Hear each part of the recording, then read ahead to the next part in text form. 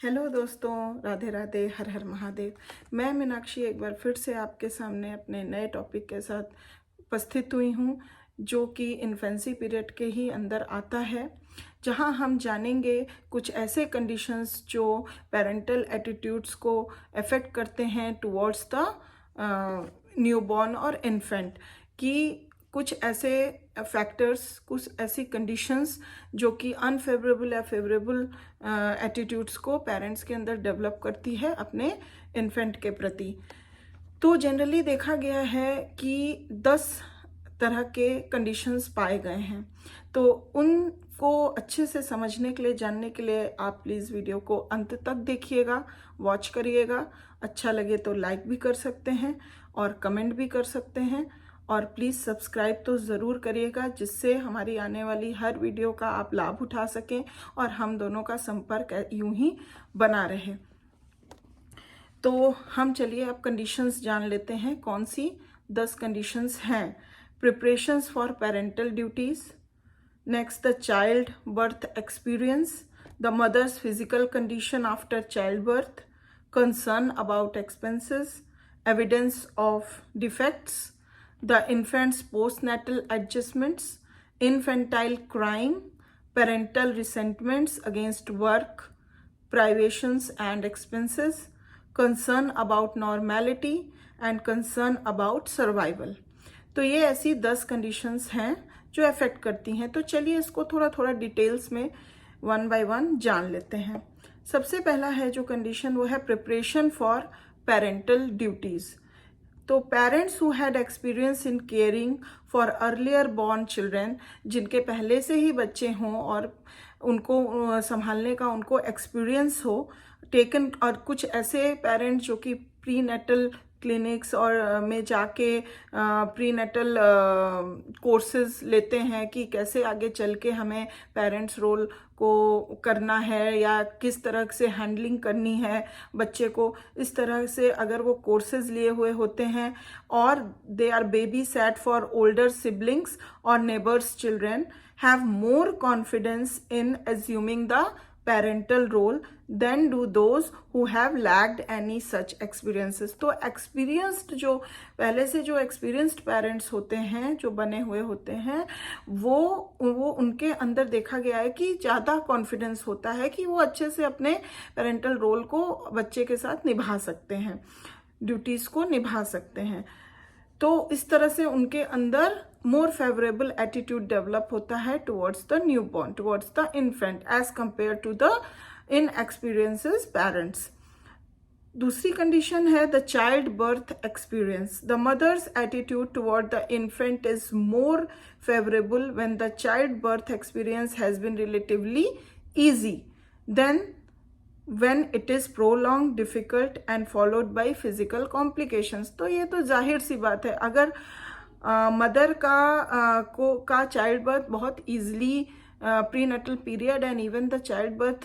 Process बहुत easily हुआ है, तो she will be more comfortable, more favourable attitude develop as compare to the जिसका बहुत प्रोलॉन्ग चला है, डिफ़िकल्ट रहा है, बहुत सारी कॉम्प्लिकेशंस आई हैं, तो वो इतनी डिफ़िकल्टीज से ऑलरेडी गुजरी हुई होती है कि कहीं ना कहीं उसको वो उस अपने पेरेंटल रोल और अपने पेरेंट बनने की खुशी को समझ नहीं पाती है, एंड उसका कहीं ना कहीं उस चाइल्ड को लेके, बच्चे को लेके, बिकॉज उसको लगता है कि इसी कारण से इतनी सारी प्रॉब्लम्स को उसको झेलना पड़ा है। तो कुछ मे बी कुछ समय के लिए ही हो, बट वो डेवलप हो जाता है कहीं ना कहीं थोड़ा बहुत unfavourable attitude towards the infant.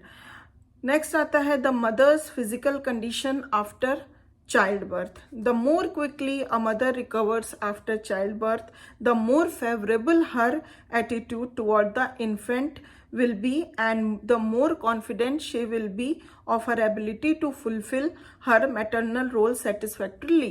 जितना जल्दी वो माँ रिकवर करती है, उतना ही उसके अंदर कॉन्फिडेंस डेवलप होता है और उतना ही वो अपनी एबिलिटी को, कि उसको कैसे अपना मैटरनल पूरा रोल को निभाना है बच्चे के साथ, और उसके साथ साथ फेवरेबल एटीट्यूड उसके अंदर डेवलप होता है। नेक्स्ट आता है concern about expenses. When complications arise at childbirth, such as a cesarean operation, prematurity, which necessitates special nursing care and a prolonged stay in the hospital, or some defect brought on at birth or apparent at birth, parental attitudes will be unfavorably affected by concern about the unexpected expenses involved. अगर कोई किसी भी प्रकार की during the process of child birth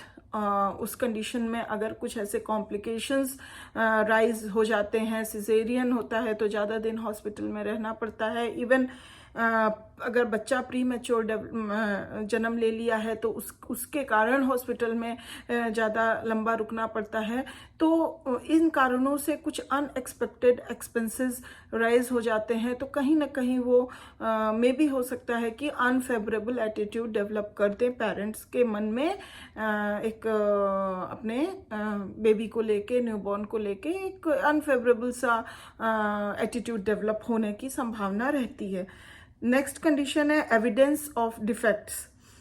If there is a suspicion or actual evidence that the infant is defective in some respect, parental attitudes will be colored by disappointment, concern about the future normality of the infant, and the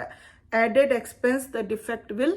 cost. तो defect का एक suspicion रख के या एक assumption रख के, या फिर हम कह सकते हैं कि सच में ऐसा कोई डिफेक्ट बच्चे में पाया जाता है, तो उसके फ्यूचर नॉर्मेलिटी की कितनी गुंजाइश है, हो भी पाएगा, नहीं हो पाएगा, या उसको किस तरीके से हमको हैंडल करना है, ये सब कंसर्न को लेके कहीं ना कहीं पेरेंट्स के मन में अनफेवरेबल एटीट्यूड डेवलप होने की संभावना बन जाती है या हो भी जाती है। Next condition is the infant's postnatal adjustments. The faster and the better the infant adjust to the postnatal environment, the more favourable the parents attitudes will be. अगर बच्चा जल्द से जल्द इजिली अपने postnatal life, postnatal environment में बहुत अच्छे तरीके से एडजस्ट जल्द से जल्द हो जाता है, तो ये कहीं ना कहीं पेरेंट्स को के अंदर फेवरेबल एटीट्यूड डेवलप करता है, बिकॉज उस वजह से पेरेंट्स को भी ज़्यादा परेशानी उठानी नहीं पड़ती है, और they were also very happy because of these adjustments, तो इसलिए फेवरेबल एटीट्यूड्स डेवलप हो जाते हैं। Next is infantile crying. It is also the very important condition that affects the parental attitude. Infants who cry excessively and without apparent reason encourage the development of unfavorable attitudes, not only on the parts of parents but also on the part of other family members. तो अगर किसी बिना कारण के बच्चा continuously excessively रोता रहता है, चिल्लाता रहता है, तो कहीं ना कहीं ये अनफेवरेबल एटीट्यूड पेरेंट्स के मन में, इवन और अदर फैमिली मेम्बर्स के भी मन में डेवलप हो जाता है, because of this sorts of unknowing reason of the crying of the child. Next condition is the parental resentment against work, privations and expenses. When parents find that the care of the infant requires more work, privations and expenses than they had anticipated, their attitudes towards the infant will be far less favorable than they would have been had they prepared themselves for the conditions that parenthood normally imposes. अगर उनके expect के से अलग कुछ ऐसा हो जाता है जिसके वजह से उनको वर्क, अपने प्राइवेशन और एक्सपेंसेस सब जो वो सोचे थे कि पेरेंट बनने के बाद, हाँ मेरी इतनी ये मेरे एक्सपेंस आएंगे, वर्क को मैं इस तरह हैंडल करूँगा, अपने प्राइवेशंस को इस तरह से हैंडल करूँगा, लेकिन अगर ऐसा नहीं हो पाता है, उससे बढ़ के कुछ हो जाता है, तो वहाँ पे अनफेवरेबल एटीट्यूड्स डेवलप हो जाते हैं और पेरेंट्स को रिसेंटमेंट रहता है। Concern about normality, this is the next condition. If an infant must remain in the hospital longer than the usual stay as a result of prematurity, या फिर कुछ उसके अंदर डिफेक्ट हो और poor postnatal adjustments, parents are not only concerned about the infant's normality but also about their ability to care for the infant after leaving the hospital. Prematurity के कारण या इवन किसी और कॉम्प्लिकेशन के कारण अगर इन्फेंट को ज़्यादा समय तक, लंबे समय तक हॉस्पिटल में रहना पड़ जाता है तो पेरेंट्स के अंदर बहुत तरह की कंसर्न हो जाते हैं, जैसे कि आगे चल के बच्चा नॉर्मलिटी पे आएगा कि नहीं, और even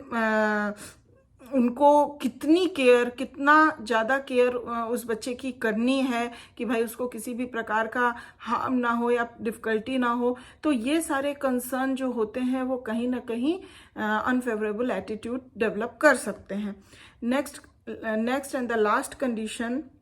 in this concern is that concern about survival.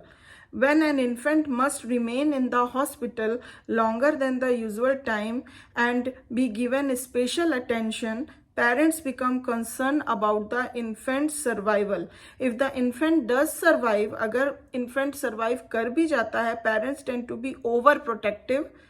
when they assume responsibility for its care. तो जब तक बच्चा हॉस्पिटल में होता है तब तक तो वो हॉस्पिटल केयर में रहता है, पेरेंट्स भी कहीं ना कहीं निश्चिंत रहते हैं, बट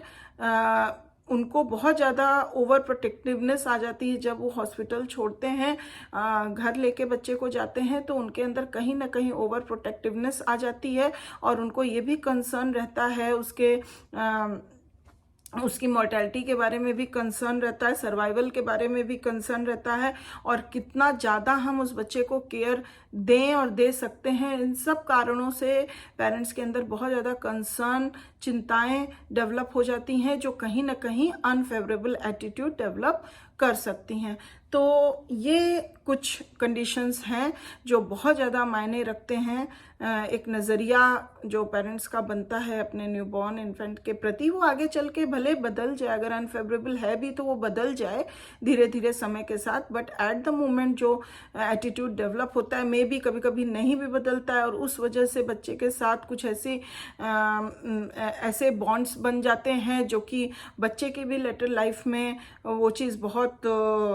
प्रेजेंट के साथ साथ फ्यूचर लाइफ में भी एडजस्टमेंट्स में और उसके डेवलपमेंट में कहीं ना कहीं इफेक्ट डालती है। तो जो हमारा नज़रिया होता है एज अ पेरेंट अपने बच्चे के प्रति, वो भी बहुत इंपॉर्टेंस लगता है उस बच्चे के फ्यूचर डेवलपमेंट के लिए और उसके फ्यूचर एडजस्टमेंट्स के लिए भी, चाहे वो फिजिकली हो, मेंटली हो, साइकोलॉजिकली हो, एनी सॉर्ट्स ऑफ जो उसका डेवलपमेंट है एंड उसका एडजस्टमेंट है, उसके लिए पेरेंट्स का एटीट्यूड्स बहुत ही इम्पोर्टेंस रखता है। तो इसके साथ अब यहाँ पे मैं इन जानकारियों के साथ अपने वीडियो को एंड करती हूँ। अब और भी रोचक जानकारियाँ मैं अपने नेक्स्ट वीडियो में लेके आने वाली हूँ। तो प्लीज़ अगर आपको वीडियो पसंद आई हो तो प्लीज़ ज़रूर से लाइक करिए, और अभी तक सब्सक्राइब नहीं किया है तो प्लीज़ कर दीजिए, जिससे आगे आने वाली और भी इंफॉर्मेशंस आपको मिलती रहे और हम संपर्क में बने रहें। तो तब तक के लिए अपना ध्यान रखिए,